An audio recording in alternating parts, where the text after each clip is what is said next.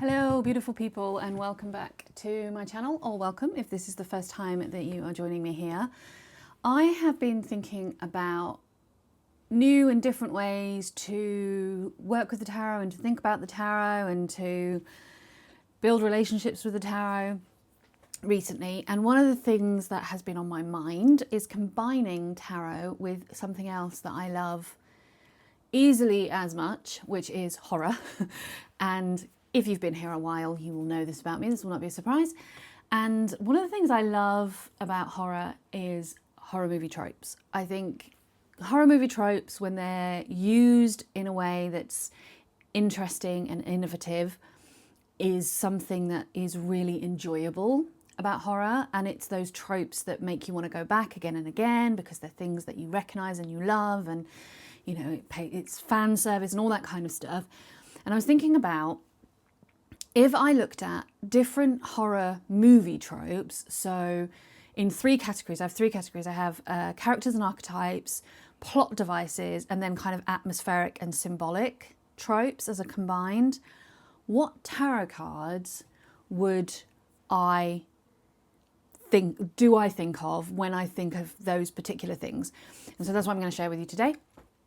Most of these are combinations of cards rather than just one individual card. I have used a combination of majors and minors, and I'm not going to try and talk too much about the different combinations just because I don't want this video to be 1,000 hours long, but we are going to jump right in with characters and archetypes. And I have to start this video with my favourite character stroke archetype in horror, and that is the final girl. I am a slasher girly at heart. I love slasher movies. They are my favourite. I have a special soft spot for final girls. I think there is so much to be said about final girls, and I think there is so much that you could dive into there and as a study all by itself. But in terms of the tarot and the tarot cards that I think most represent the final girl, I have actually gone for strength combined with the star. I think strength is not a surprise.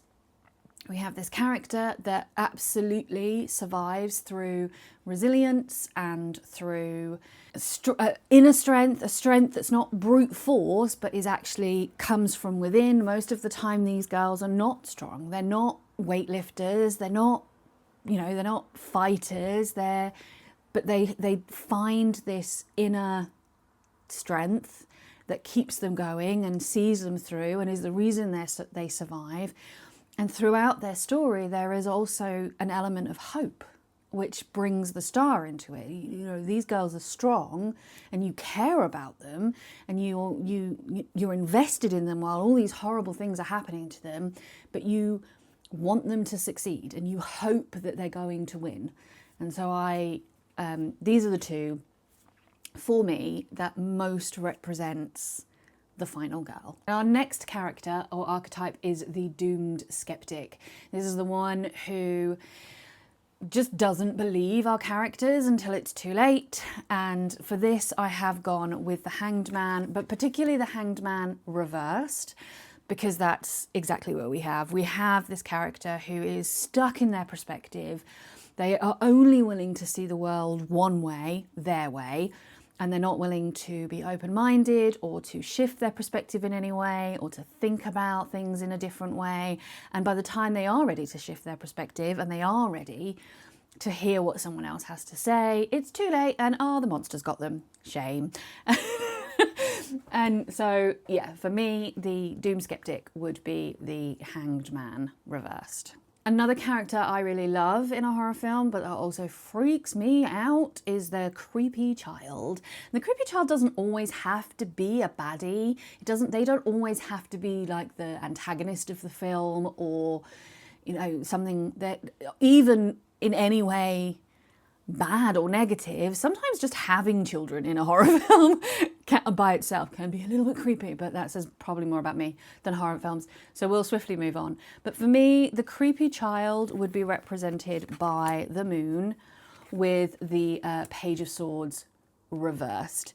So here we have like the sense of innocence from the Page of Swords, but in a way that's very unsettling and very uncanny and deceptive, and that just feels off. Like, you know there's something not right, but you just can't quite illuminate whatever that thing is about this child.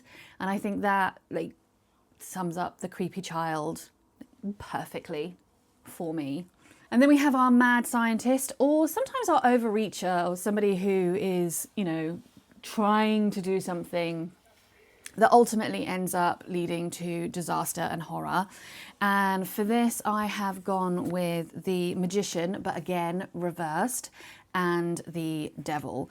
And I think these cards combined definitely give that, that vibe of obsession with control. These are people who have to be in charge, and they have all of these powers and all of this ability to do things and to change things, but they're using that power for manipulation or for destruction of some kind, and for control. Next up is the Doomed Mentor.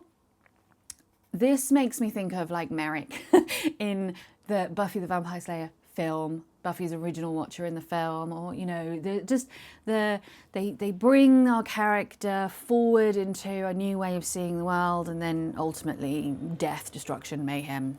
They don't last very long. And for this, I have the Hermit, but also the Hierophant. And I do think that this is a person that holds a lot of wisdom within themselves, but also is a character that has to be sacrificed in some way for other characters to hopefully learn, or to not learn until it's too late.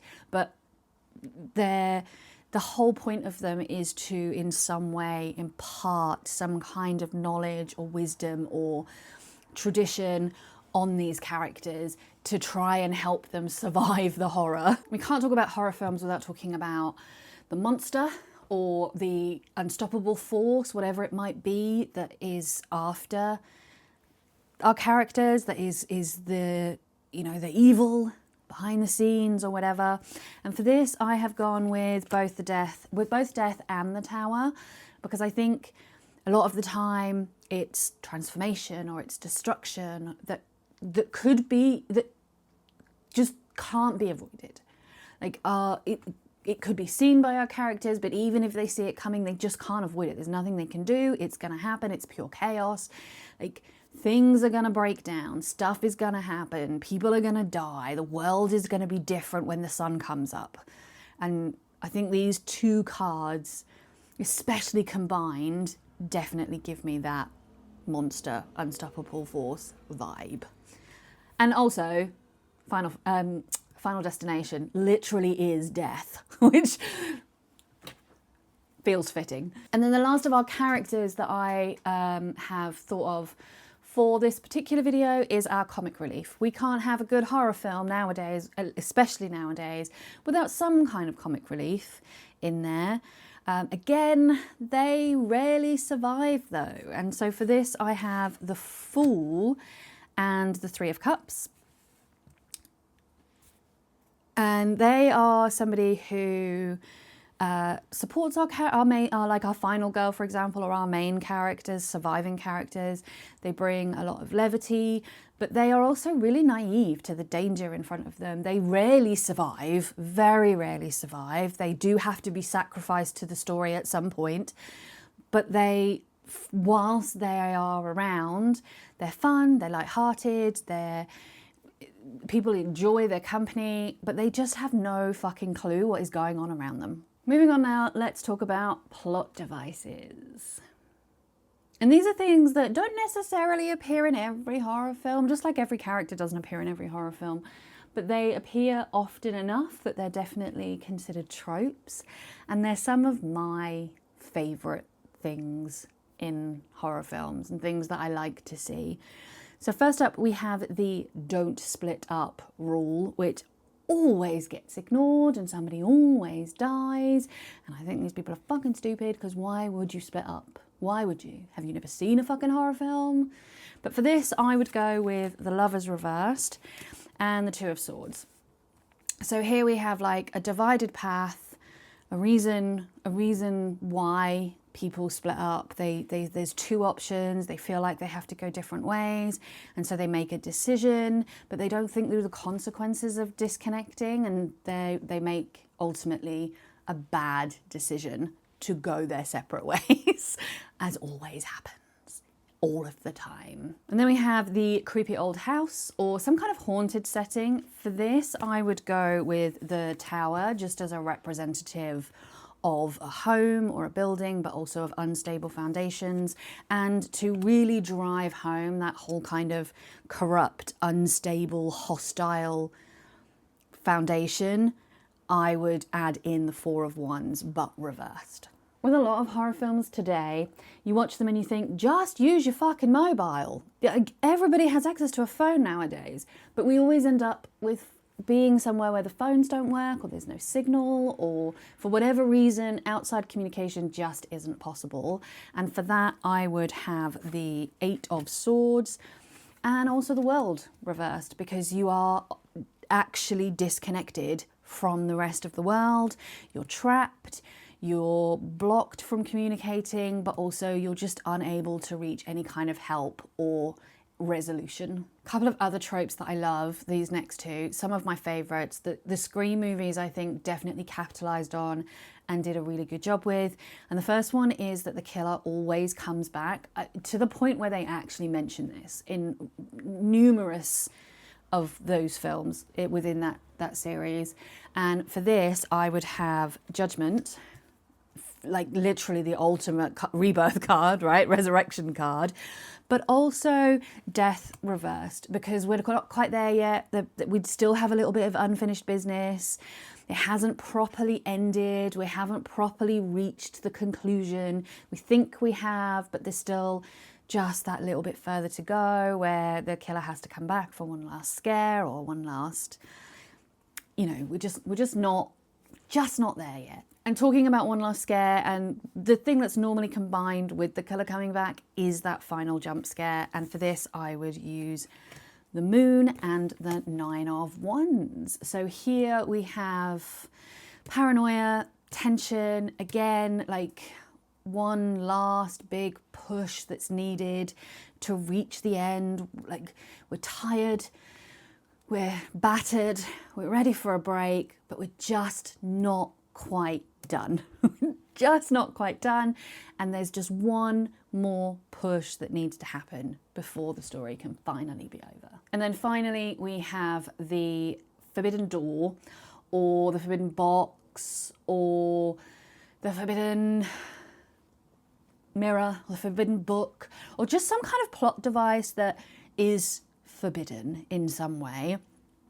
And for this, I've gone with the High Priestess and the Devil, because I think that it is like hidden knowledge that we're tempted by that ultimately leads to massively unintended bad consequences. So any kind of plot device, like I say, like a forbidden door, like a box, like the Necronomicon in the Evil Dead, kind of, anything that's kind of forbidden but tempting and probably contains some kind of hidden knowledge that we know as the viewer is going to lead to death, destruction and mayhem. And then last but not least, we have atmospheric and symbolic tropes. First up, we have the full moon reveal. And this is really popular in werewolf movies for obvious reasons, but also in other films as well. There's just something about the full moon in a horror film that feels important, pertinent. And for this, I've gone for, obviously, the moon, because any other card would be a very strange choice without the moon, but also the Wheel of Fortune, because I do think that there is something about the cyclical transformations or fate unfolding in ways that we can't control under eerie circumstances and eerie illuminations that the full moon is symbolizing in a horror film, and these two cards combined seem to do a really good job of summing that up. Mirrors in horror films. There's always a creepy mirror scene, or there's always something about mirrors in horror films. For a very long time, I couldn't look in mirrors at night, in the dark, and I had a real thing about mirrors because there's always something. There's always some fucking thing about a mirror in a horror film. And like people being in mirrors or looking at you out of mirrors, or you move and your reflection moves differently, or there's always something. So for the creepy mirror scene, I have gone for the Hanged Man, and just the Hanged Man, again, the second time he's appeared on his own. I do think there is something about mirrors being a distortion of reality and an illusion and a different way of reflecting the world back to us that is just summed up in the archetype of the Hanged Man. Next we have blood writing on the wall, something that again doesn't appear very regularly. I mean, it doesn't often appear in the horror films that I watch unless it's a slasher and somebody has literally written in blood on a wall rather than blood just appearing on the wall. That does also happen. But for this, I have actually gone with 3 cards. So I've gone with the 10 of Swords, the 5 of Pentacles, and the Tower. And the reason that I've picked these 3 cards in particular is because I think the writing on the wall always refers to either some kind of betrayal, some kind of loss, or some kind of massive doom. And it's literally being spelled out to us by the writing on the wall. Some of my favourite horror films also involve some kind of possession or some kind of loss of self. There's something, again, really frightening about losing the self and not being able to control yourself. And for that, I have gone for the Devil and the 8 of Swords. There is that like being controlled by forces outside of yourself, but also that feeling of being trapped in something that you can't control, that you can't find a way out of, that where you feel like you don't have all the information that you need. I would love to know though what your card choices would be for these particular tropes, if that's something that you're into, if horror is something that you're into, or if you have another genre that you really love and you've thought about what cards would represent different tropes within that genre. I'd love to know that too. Let me know in the comments below. Do make sure to like this video if you like this kind of thing so that I know to make more of it, and I will see you all very shortly for another one. Take care everyone, and lots of love. Bye bye.